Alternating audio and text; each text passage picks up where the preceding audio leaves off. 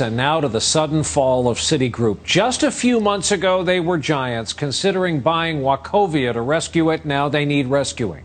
So the government stepped in during the night last night. And this intervention, by the way, potentially putting a whole lot of taxpayer money at risk. CNBC's Erin Burnett is with us for more on this. What an epic story. It certainly is an epic story. And you said it was so different a few months ago. And now what we've learned is Citigroup is simply too big to fail. And the government rescue, as Brian said, announced last night, sparked the biggest two-day rally in the market since 1987. Another government bailout, this time Citigroup, and investors cheered. The government announcing Citigroup will get an influx of $20 billion and a taxpayer guarantee for more than $300 billion in troubled assets. This is a tough situation for America, but we'll recover from it. And the first step to recovery is to safeguard our financial system. In return, the government gets a more than 7% stake in a company weighed down by failed home, auto, and credit card loans. Citigroup is on life support, basically. A lot of the financial system is basically on a respirator, and it's just being given food through a food tube in this. It's not getting it off the respirator. Citi shares plummeted more than 87% this year, 60% just last week. Today, with the bailout news, the stock rebounded nearly 60%, giving the markets a sigh of relief. I think what we've done is increase the confidence that the company has the strength to do what it needs to in this environment. One of Citi's biggest investors, Saudi Prince Al Waleed, told CNBC that the company's troubles are temporary. We have been with Citigroup since almost 2 decades, and we anticipate to continue with Citigroup.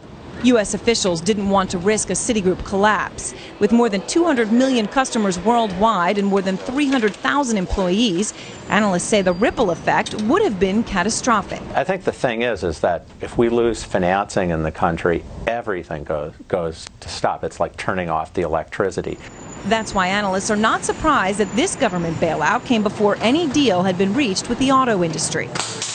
Of the two, by a large factor, the financial sector is far more important to our economy than any single industry, even one as important as autos. All right, Brian, the bottom line here is I spoke to the CFO of Citigroup today, and he said no management changes. They're not exactly sure what the restrictions will be on executive compensation or whether they need to lend more. So there's still a lot of questions. And one of the biggest questions is this going to be enough for Citigroup? And once we've done this with Citigroup, do we need to do it with all the other banks? I mean, this isn't the first money that's gone into Citigroup from the taxpayer. And it's all new territory. Erin Burnett, as always, thanks. Now to the latest bailout of Citigroup. The government said today it will give Citi another $20 billion from the $700 billion financial bailout package, and it will guarantee as much as $306 billion in risky Citigroup loans and securities. Kelly Wallace reports it's all aimed at preventing the financial giant from collapsing. The markets posted triple-digit gains after the government rescued Citigroup from the brink. The reason for the bailout, according to many analysts, the bank is just too big to fail. Until recently, it's been the largest bank in the U.S. in terms of assets, with businesses ranging from credit cards to home mortgages to investments, operating in more than 100 countries with 200 million customer accounts worldwide. Citigroup is one of the largest financial institutions in the world, and if it was to go under, it would bring the entire financial system down with it. This is the second time the feds have come to the aid of the struggling financial giant in weeks. After first pumping $25 billion into the bank last month, the government is injecting an additional $20 billion with strings attached. The money will come in exchange for shares that will pay 8% back to the taxpayer. Citigroup also agrees to place limits on executive pay and help homeowners facing foreclosure. But some analysts say the bailout doesn't go far enough and that the company will need much more from Uncle Sam. The $20 billion is about 10% of what Citicorp needs to get back to financial health. They need about $200 billion. They got 20, they need 200. Citicorp stock shot up nearly 60% today to just under $6, but the stock market rally might be short-lived. Shares of other major U.S. banks like Bank of America and J.P. Morgan Chase have lost more than 50% this year. President Bush signaled more bailouts may be needed. And if need be, we're going to make these kind of decisions to safeguard our financial system in the future. Why rescue Citigroup and not the big three automakers? The Treasury Secretary says the $700 billion bailout bill is for the financial sector only. Help for anyone else requires Congress to change the law. Kelly Wallace, CBS News, New York. Earlier today, I spoke about the financial crisis and the government bailouts with former Securities and Exchange Commission Chairman Arthur Levitt.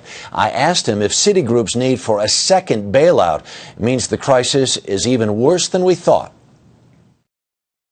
I think it probably is worse than we thought, but I think the government is doing what they should do.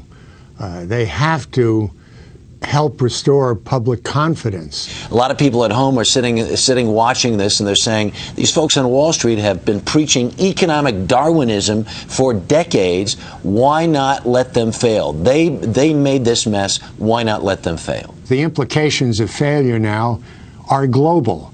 They cut across the economy at every level. We're talking about three basic pillars of the economy: finance, automobile, and housing. If all three of those tank, we have an economy absolutely in the depths of despair. Can't happen. Barack Obama puts his economic team in place today. There's 2 months until he takes office. Is this audacious, or is this good management on his part? This is smart. I mean, we have an administration that is virtually powerless, certainly a president whom nobody listens to. What we've seen now with the new administration is we have a shadow administration in power, in place, acting in a constructive and in a cooperative way with the Secretary of the Treasury, Hank Paulson. We cannot afford a lost 2-month period where public confidence would disappear. We cannot afford that. Arthur Levitt, thank you so much for your time this evening. You're quite welcome. For the second day in a row, stocks rallied on Wall Street. The Dow Industrials rose nearly 400 points, fueled by news that the government had bolstered the terms of its bailout of Citigroup, whose stock soared nearly 60% just today. Betsy Stark is here with terms of what the government is going to do with Citigroup. Charlie, some say Citigroup, with $2 trillion in assets and 200 million customers around the world, is the very definition of too big to fail.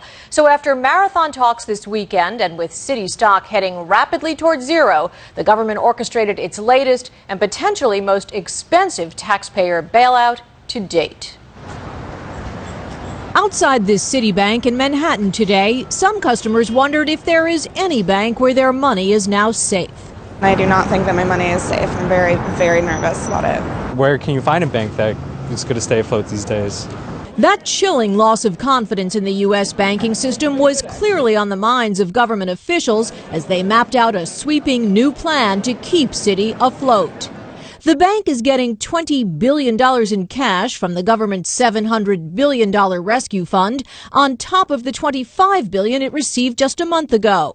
But now the government is going even farther, for the first time guaranteeing up to $306 billion in risky assets held by the bank. If the value of those assets drops, Citi is responsible for the first $37 billion of losses, and the taxpayer is on the hook for most of the rest. This is the route they should have gone all along. The approach of giving money to the banks without, carving out or guaranteeing their problem assets, you're leaving the fear factor still there. So this new tactic is a different approach, which obviously is a response to that stock performance last week. Last week, shares of Citigroup tanked, dropping 60% to less than $4 a share. How's U.S. Bank, Al? Today, news of the bailout ignited a powerful rally in financial stocks. Citi jumping 58%, Bank of America, J.P. Morgan Chase, Goldman Sachs, and Morgan Stanley all up dramatically. Clearly, this was the news that was the catalyst for this market today.